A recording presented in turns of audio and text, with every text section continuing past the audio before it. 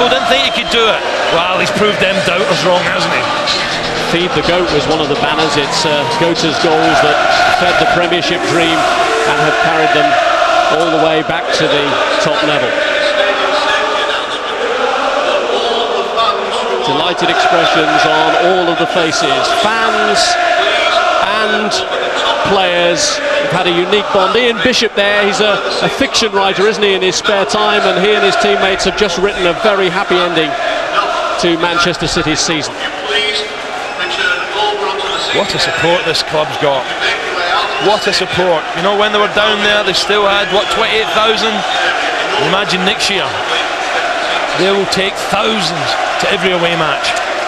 Well, it's amazing, but in the 4 years that they've been out of the Premiership, they've used some 70 players in their league campaigns, and some found the burden of expectation from these fans just too difficult to cope with.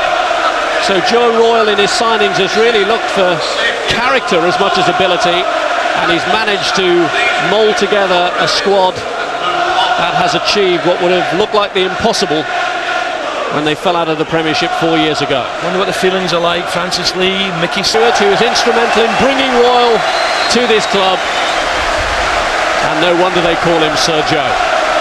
Poor old Dennis. No one wants to know Dennis today, is it? It's Joe, where are you? He wanted to do it for these fans. He knows the depth of their love for the club. The crusade back to the Premiership has been achieved. Don't know how much longer he can afford to stay out there so that that normally unruffled appearance stays as such. He just got his favourite, Rob. You know, he looks absolutely physically shattered, Big Joe. The tie will be off in a minute. Think back to all those troubled times and the number of managers they went through. Alan Ball, Asa Hartford, Frank Clark, Steve Coppell, Phil Neal. Joe Royle came in.